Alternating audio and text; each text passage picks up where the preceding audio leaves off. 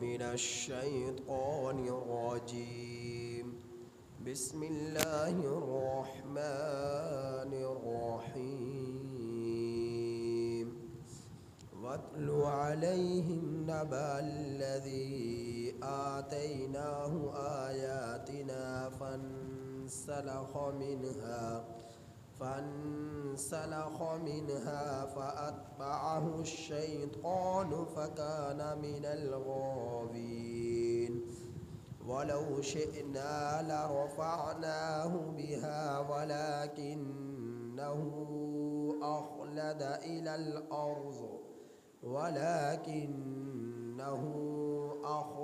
إلى الأرض واتبع هواه فمثله كمثل الكلب إن تحمل عليه يلهث أو تتركه يلهث ذلك مثل القوم الذين كذبوا بآياتنا فاقصص القصص لعلهم يتفكرون.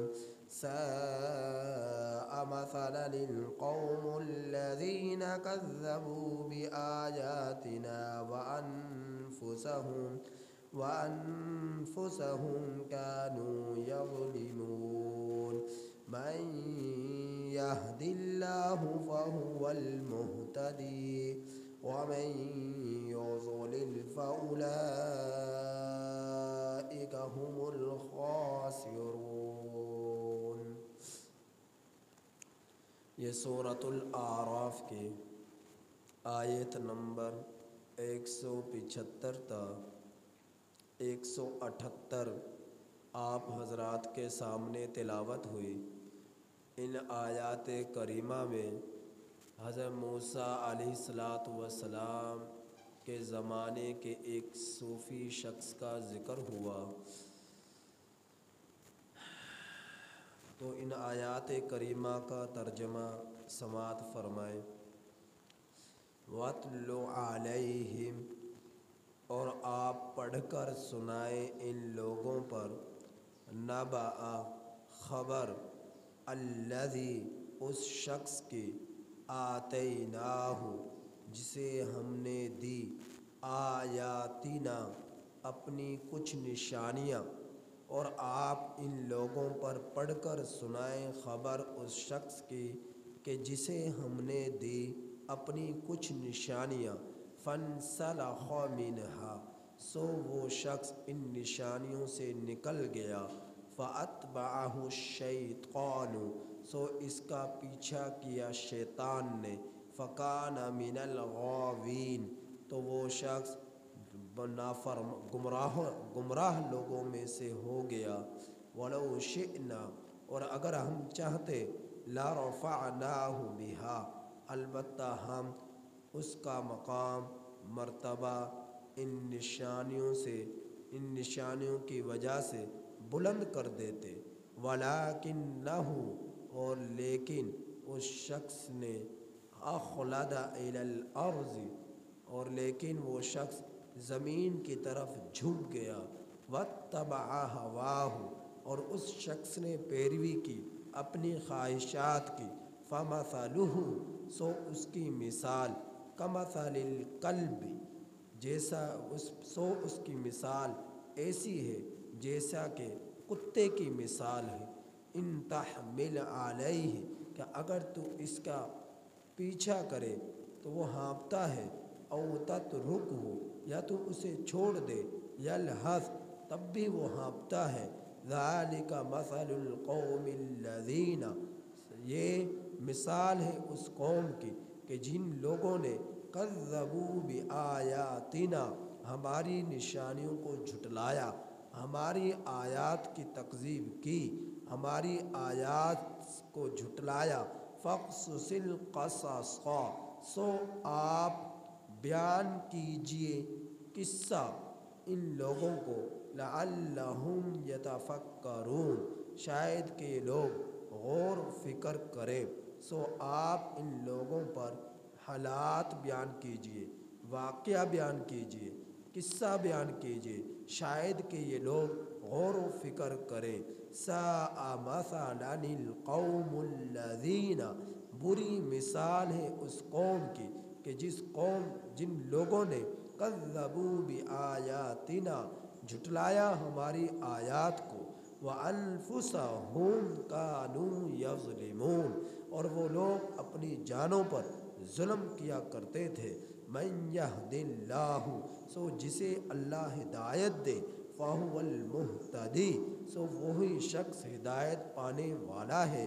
وَمَن يُضْلِلْ، اور جسے اللہ گمراہ کرے، فَأُولَئِكَ هُمُ الْخَاسِرُونَ، سو یہی لوگ خسارہ اٹھانے والے ہیں، سو یہی لوگ نقصان اٹھانے والے ہیں۔ اللہ جل شانہ نے قرآن مجید میں فرقان حمید میں اپنے نیک لوگوں کے بھی حالات بیان فرمائے اور برے لوگوں کے بھی قصے بیان فرمائے۔ اللہ تعالیٰ نے دونوں ہی طرح کے لوگوں کے قصے قرآن کریم میں حالات جگہ جگہ مثال کے ذریعے بیان کیے ہیں۔ اور کیوں بیان کیے ہیں؟ تاکہ نیک لوگوں کے قصے سن کر تم لوگ ان کی پیروی کرو، ان کے نقش قدم پر چلو، ان جیسا بننے کی کوشش کرو۔ اور اللہ جل شانہ نے برے لوگوں کے بھی حالات بیان فرمائے تاکہ برے لوگوں کے حالات سن کر تم ان کی برائی سے بچو، کہ تم ان جیسے برا نہ بننا، تم ان کے نقش قدم پر نہ چلنا، تم ان جیسی برائیاں نہ کرنا۔ تو برائے لوگوں پر اللہ کا غضب نازل ہوتا ہے اور اچھے لوگوں پر اللہ کی رحمت نازل ہوتی ہے۔ تو اسی طرح کا قصہ اللہ رب العزت کے پیغمبر حضرت موسیٰ علیہ السلام کے زمانے کے ایک شخص کا ان آیات کریمہ میں اللہ رب العزت نے بیان فرمایا، جس شخص کا نام تھا بلعم ابن باعورہ۔ یہ شخص تھا حضرت موسیٰ علیہ السلام کے زمانے کا انتہائی نیک شخص تھا، انتہائی متقی شخص تھا، پرہیزگار شخص تھا، جس کی زہد کے، جس کے تقوی کے، جس کی نیکی کے چرچے جو ہے اس زمانے میں دور دور تک لوگوں میں پھیلے ہوئے تھے۔ وہ شخص اللہ رب العزت نے اس کے ہاتھ میں شفا رکھی، اللہ ہی شفا دیا کرتے تھے، لیکن وہ کسی پر کے دم کرتے، کسی کے سر میں درد ہے اس کے سر کی تکلیف دور ہو جاتی، پیٹ میں تکلیف ہے پیٹ دم کرتے پیٹ کی تکلیف دور ہو جاتی، گھٹنے میں درد ہے تکلیف ہے کوئی دم کراتا تو اس کے گھٹنے کی تکلیف دور ہو جاتی۔ غرض یہ جس کو جو بیماری ہوتی اللہ اس کی دعا سے اس کی بیماری کو دور فرما دیتے۔ تو لوگوں کا ہر وقت اس کے ارد گرد اس کے جو ہے گھر کے ہجوم لگا رہتا تھا اور لوگوں کے لمبی لمبی قطاریں لگا رہا کرتے تھے۔ یہ شخص بلعم ابن باعورہ ہے۔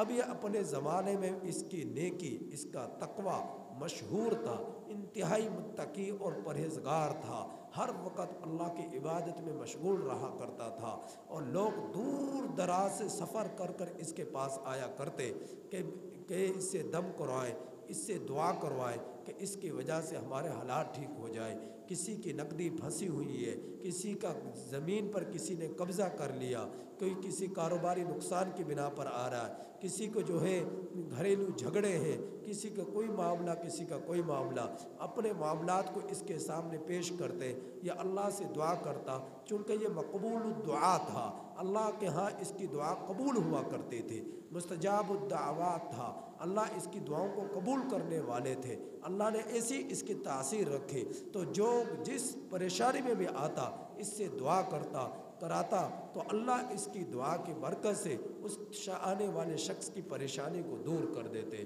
اگر کسی کے ہاں پیسے پھنسے ہوتے اللہ اس کی دعا سے پیسوں والا معاملہ اس کا حل کرا دیتے۔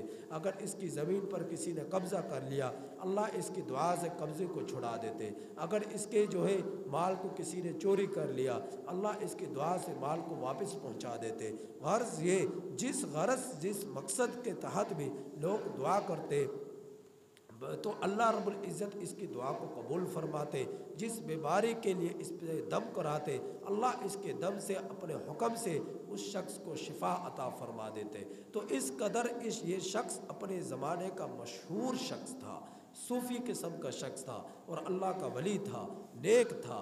تو موسیٰ علیہ السلام کا زمانہ ہے، اب ایک طرف موسیٰ علیہ السلام ہے اور ایک طرف بلعم ابن باعورہ ہے، اپنی جو زہد اور تقوی میں جو کہ مشہور ہے۔ حضرت موسیٰ کلیم اللہ علیہ السلام کے مقابلے میں فرعون آیا اور فرعونی لوگ آئے اور جو ہے جادوگر آئے، انہوں نے مقابلہ کیا، اللہ نے ان سب کو جو ہے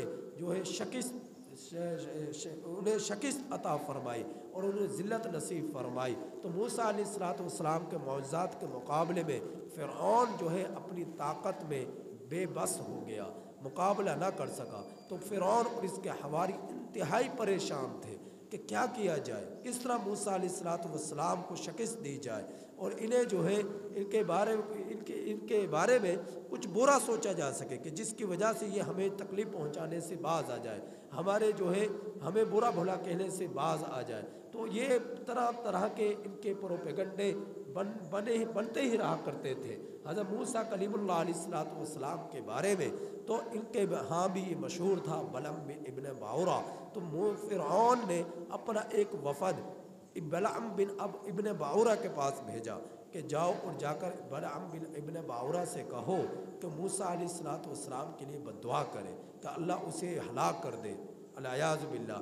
یاد رکھیے گا سب سے زیادہ مقام اور مرتبہ اللہ رب العزت نے اگر روئے زمین پر کسی کے لیے رکھا ہے تو وہ حضرت محمد الرسول اللہ صلی اللہ علیہ وسلم کی ذات اقدس ہے، اور آپ صلی اللہ علیہ وسلم کے بعد دوسرے نمبر پر اگر مقام اور مرتبہ ہے تو حضرت ابراہیم خلیل اللہ علیہ السلام کا ہے، اور ان کے بعد تیسرے نمبر پر روئے زمین پر سب سے زیادہ مقام اور مرتبہ حضرت موسیٰ کلیم اللہ علیہ السلام کا ہے۔ تو موسیٰ علیہ السلام کے لیے فرعون نے ایک وفد بھیجا کہ بلعم ابن باعورہ کے پاس جاؤ اور ان سے جا کر کہو کہ موسیٰ علیہ السلام کے لیے بد دعا کرے۔ اب بلعم ابن باعورہ کے پاس ہی وفد پہنچا اور انہوں نے جا کر حضرت جو ہے بلعم ابن باعورہ سے یہ درخواست کی کہ ہم بہت پریشان ہیں، یہ موسیٰ جو ہے اس کے سامنے ہمارے کوئی پیش نہیں پڑتی اور یہ ہمیں تکلیف پہنچاتا ہے، نقصان پہنچاتا ہے، برا بھلا کہتا ہے اور اپنا خدا کسی اور کو بتلاتا ہے۔ تو آپ بد دعا کریں کہ وہ جو ہے اللہ اسے ہلاک کر ڈالے، اسے تباہ کر ڈالے۔ اب بلعم ابن باعورہ ان کی اس بات کو سن کر اچھلا اور کودا کہ تم کس طرح کی بات کہہ رہے ہو، وہ اللہ کا ولی ہے، اللہ کا پیغمبر ہے، اللہ کا رسول ہے، تم کس طرح کے یہ بات کہہ رہے ہو کہ میں ان کے حق میں بد دعا کروں۔ تو ان کو جو ہے وہاں سے اٹھا کر بھگا دیا۔ اب یہ لوگ چلے گئے، لیکن ان لوگوں کو معلوم تھا کہ یہ تھوڑا سا لالچی قسم کا شخص ہے، اگر اسے کچھ دے دیا جائے تو یہ شخص جو ہے یہ کام کرنے کے لیے تیار ہو جائے گا، جو ہم اسے کہیں گے یہ اس کو کرے گا۔ تو شیطان ہر وقت ابلیس اس کوشش میں ہوتا ہے کہ اللہ کے نیک بندوں کو کس طرح گمراہ کر دے، اللہ رب العزت کے مخلوق کو خالق سے دور کر دے۔ ہر وقت کسی نہ کسی ہیلے میں اور سازش میں یہ شیطان ابلیس رہتا ہے۔ تو یہاں بھی اس کی یہ چال کام آئی، اور یاد رکھیے گا یہ اللہ کے مخلوق کا سب سے بڑا دشمن ابلیس ہے۔ ان الشیطان لکم عدو مبین، جس کے بارے میں اللہ نے بھی فرمایا ہے کہ کھلا تم انسانوں کا دشمن ہے، لہٰذا اس کی دشمنی سے ذرا بچ کر رہنا۔ ہر جگہ کہیں نہ کہیں یہ اپنا وار چلاتا ہے اور اپنے اللہ کے مخلوق کو گمراہ کرنے کی کوشش کرتا ہے۔ اسی طرح ایک شخص کا قصہ مشہور ہے کہ وہ شخص جو ہے نیک تھا اور بہت زیادہ اللہ کی عبادت کیا کرتا تھا۔ ایک مرتبہ سفر کرتے کرتے ایک بستی پر پہنچا اور دوپہر کا وقت تھا، اور وہ تھکا تو اس کے دل میں یہ ارادہ آیا کیوں نہ قیلولہ کر لیا جائے، دوپہر کا آرام کر لیا جائے۔ اور یاد رکھیے گا دوپہر کا آرام نبی کریم صلی اللہ علیہ وسلم کی سنت ہے، جسے قیلولہ کہا جاتا ہے۔ تھوڑی دیر کے لیے آرام کر لیا جائے تو یہ سنت پر عمل ہو جایا کرتا ہے۔ اور دوپہر کا آرام کا فائدہ یہ ہوتا ہے کہ اگر دوپہر کے وقت آرام کر لیا جائے تو اللہ رب العزت صبح کے وقت तहज्जुद के लिए आंखें ज़रूर खोल ही दिया करते हैं। तहज्जुद की नमाज़ पढ़ने का मौका मिल जाया करता है। अगर दोपहर को आराम कर लिया जाए तो आजकल तो दोपहर के आराम की आम लोगों में आदत नहीं है कि उनके जो इस वक्त दोपहर का आराम का वक़्त होता है उस वक़्त लोग अपनी दुकान खोलते हैं, उस वक़्त लोग अपनी तिजारत के लिए निकलते हैं। तो बहरहाल ये शख्स एक दीवार के साए में आकर लेट गया कि मैं आराम कर लूँ, तो उसने ख्वाब में आकर शैतान ने उसे उठाया। इब्लीस आया उसके ख्वाब में कि उठ जा, ये दीवार गिरने वाली है वरना तू इसके नीचे दब जाएगा। अब उस शख्स से जैसे ही आंखें खुली और तो उसने उस दीवार से वो दूर भाग गया। देखा थोड़ी देर बाद कि वो दीवार वाक़यातन गिर चुकी थी। तो वो शख्स कहने लगा कि तू तो अल्लाह का दुश्मन है, तूने मेरी कैसे हिफाजत की और किस तरह तूने मुझे बेदार किया। तो इब्लीस कहने लगा कि मैंने तेरे साथ कोई खैर खाही नहीं की, बल्कि मुझे इस चीज़ का डर हुआ कि अगर तू खुदा न खास्ता इस दीवार के नीचे दबकर मर गया तो तुझे शहादत का मर्तबा मिल जाएगा, शहादत का मकाम मिल जाएगा। तो मुझे ये चीज़ बर्दाश्त न हुई कि तुझे शहादत का मर्तबा मिले, इसलिए मैंने तुझे जगा दिया और तू यहाँ से उठ गया और तू मरने से बच गया। तो देखें शैतान ने वहाँ भी अपना मफाद देखा कि इसको शहादत का मर्तबा न मिल जाए। तो ये बलअम इब्ने बाउरा, इसके पास शैतान ने इसने हमला आवर इस पर भी हुआ।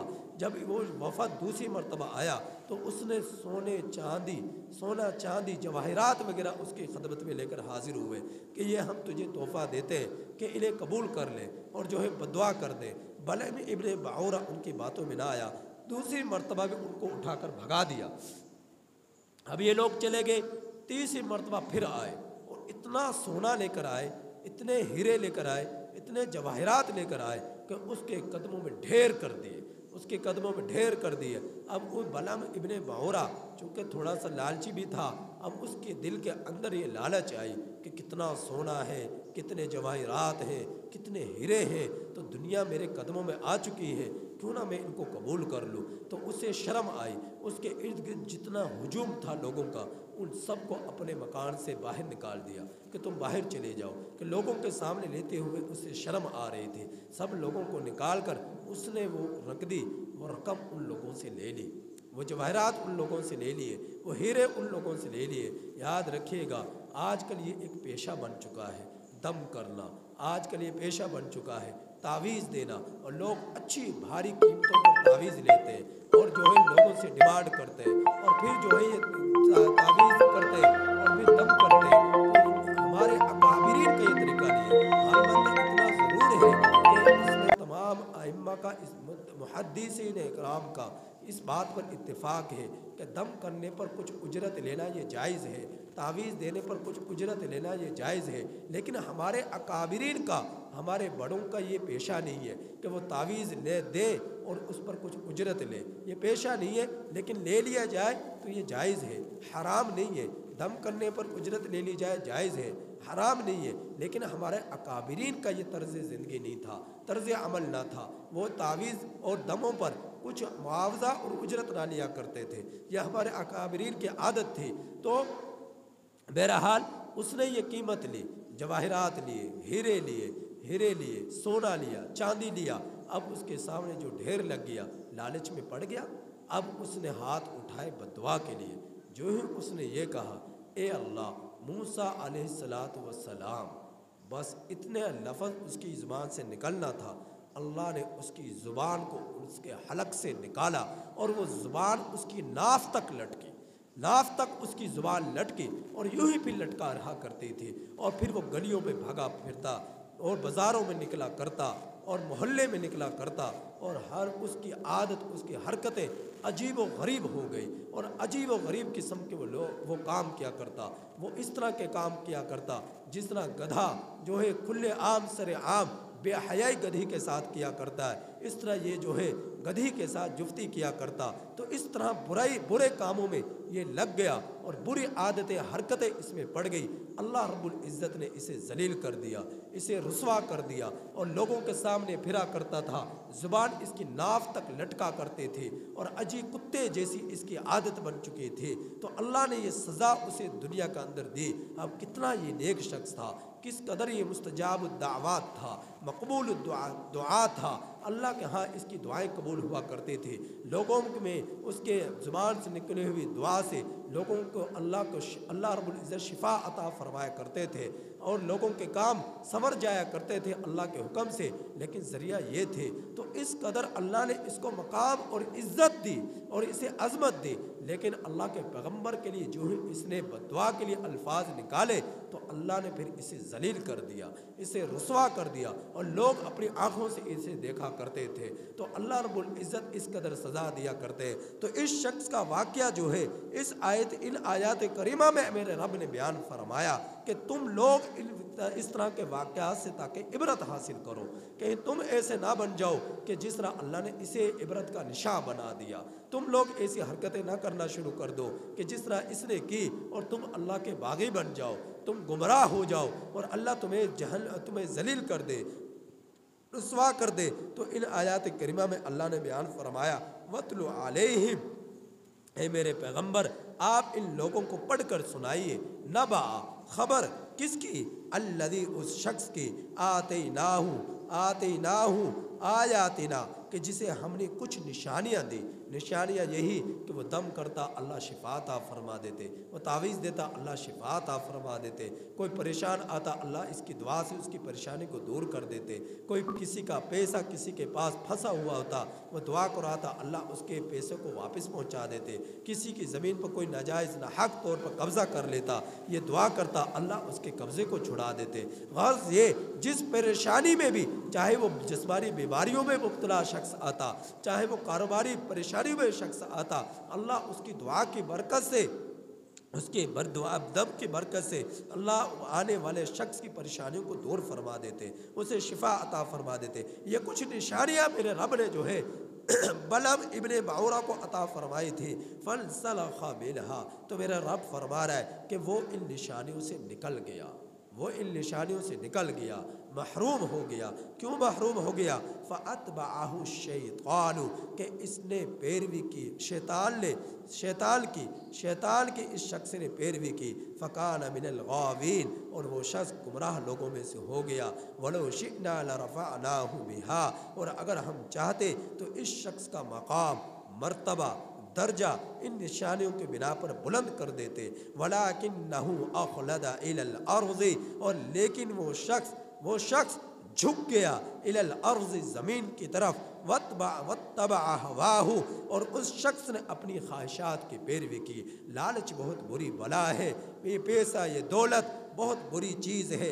جب انسان اس کی حرص میں پڑ جاتا ہے تو انسان اپنے ایمان سے بھی ہاتھ دھو بیٹھتا ہے۔ تو اپنے ایمان اللہ کی قیمتی دولت ہے، جس کے لیے ایمان اللہ عطا فرما دے اور ایمانی کی حالت میں موت آ جائے، سمجھو اس نے دنیا ما فیہا کے سب سے بڑی دولت اس نے خرید لی، اور دولت اس کے ہاتھ آ گئی، اور ایمان اگر اس کے سینے سے نکل گیا تو اس نے اس قدر نقصان اٹھایا کہ یہ نقصان اس کے لیے دنیا میں بھی اس کو نقصان نے دبوچ لیا، اور آخرت میں بھی اسے ہمیشہ کے لیے ذلت اور رسوائی کا ذریعہ بنا دیا کہ یہ شخص جہنم میں چلا گیا۔ تو یہ بہت بری چیز ہے، یہ گنڈے، یہ تعویذ، یہ دم، آج کل اس قدر لوگ اس چیز میں مبتلا ہو چکے، جگہ جگہ لوگوں نے اپنی دکانداری کو سجا لیا، اور مقصد صرف تعویذ اور گنڈے ہی بن گیا، نہ نمازوں کا کوئی اہتمام رہا، نہ آخرت کی کوئی فکر رہی، زنا عام ہو گیا، بے حیائی عام ہو گئی،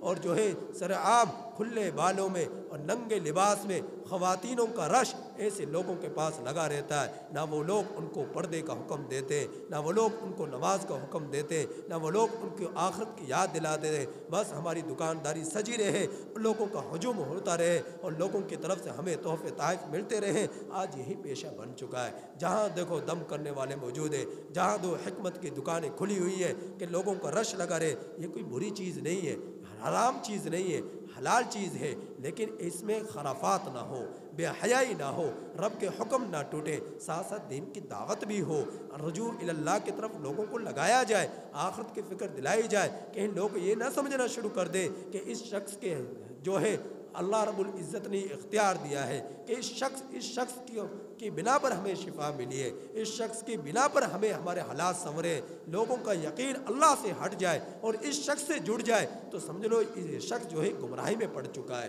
کہ اللہ اس شخص کو لوگ خدا سمجھنا شروع کر دیا ہے، لوگوں نے اس شخص کو خدا سمجھنا شروع کر دیا ہے، تو یہ شخص خود بھی گمراہ ہو رہا ہے اور لوگوں کو بھی گمراہ کر رہا ہے۔ تو ایمان کو ایسے حالت میں بچانا بہت مشکل ہو جاتا ہے جب ایسا شخص ان چیزوں کے پیچھے پڑ جاتا ہے کہ مجھے کس طرح مجھے دولت آئے، مجھے شہرت ملے، مجھے عزت ملے، مجھے پلاٹ ملے، مجھے بنگلے ملے، میں تعویذ کروں گا، میں دم کروں گا۔ جب یہی مقصد بن جائے اور دنیا میں آنے کا مقصد جس مقصد کے تحت اللہ نے بھیجا ہے اس مقصد کو بھلا دیا جائے تو یہ شخص خود بھی گمراہ ہوتا ہے اور لوگوں کو بھی گمراہ کرتا ہے۔ تو اللہ تعالیٰ فرما رہے یہ شخص بلعام ابن باورہ گمراہ ہو گیا، کس قدر نیک شخص تھا، متقی شخص تھا، لیکن دنیا کے پیچھے پڑ کر، دنیا کے دولت اور خزانوں کے پیچھے پڑ کر اور دنیا کی خواہشات کے پیچھے پڑ کر یہ شخص گمراہ ہو گیا۔ پھر اللہ نے اس کی مثال دی، فَمَثَلُهُ كَمَثَلِ الْكَلْبِ، اس شخص کی مثال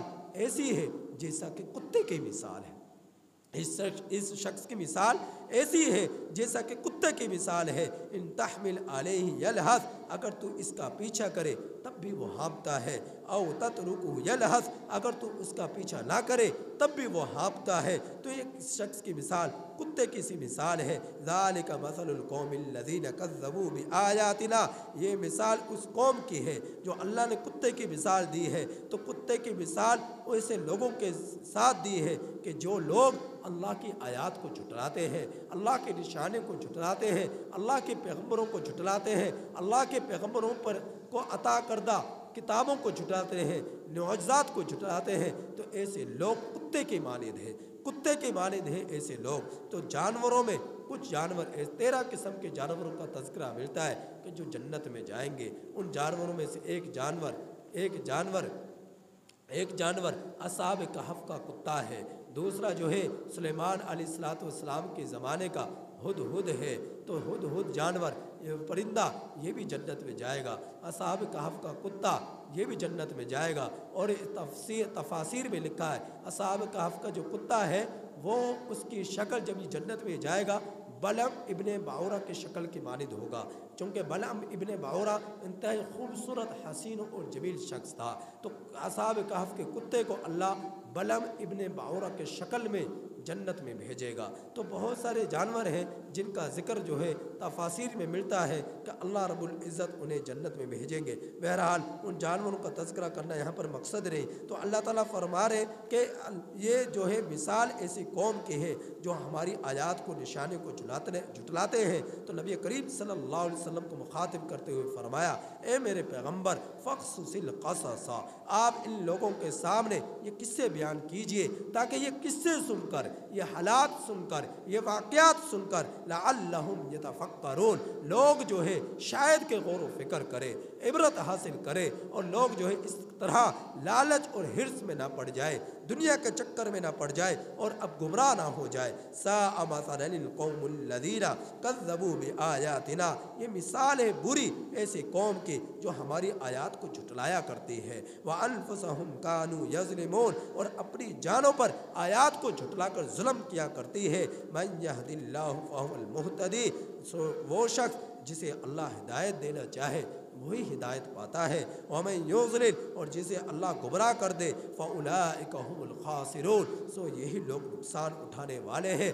سب سے زیادہ خسارے میں وہ شخص پڑا جسے اللہ نے گمراہ کر دیا، سب سے زیادہ صحیح تجارت اس شخص نے کی کہ جسے اللہ نے ہدایت دے دی۔ تو اللہ رب العزت ہی کے ہاتھ میں ہے ہدایت اور گمراہی، لیکن یہ ہدایت کس کو ملا کرتی ہے؟ جس کو اندر ہدایت کی طلب ہوا کرتی ہے۔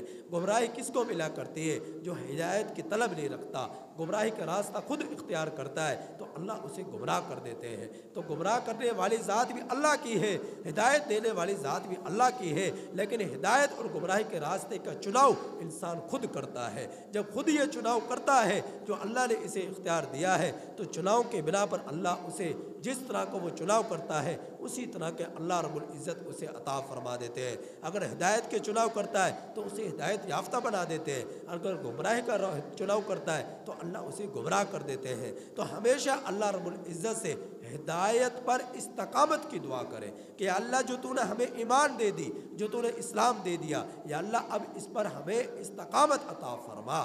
اسی لیے اللہ رب العزت سے یہ دعا کی جاتی ہے سورۃ الفاتحہ میں کہ اہدنا الصراط المستقیم، یا اللہ تو ہمیں سیدھے راستے پر چلا، کبھی گمراہ نہ کر۔ ہمیشہ یہ دعا کرتے رہنے چاہیے۔ اب سیدھا راستہ جب مل گیا، ایمان اور سلامتی والا راستہ، اب اس پر استقامت کی دعا کریں، یا اللہ اس پر ثابت قدم بھی رکھ، ایسا نہ ہو کہ ہمیں جو ہے بہت سے پہلے ایمان ہمارے قلوب سے نکل جائے، ایمان ہمارے سینوں سے نکل جائے، ہماری زندگیوں سے نکل جائے اور بہت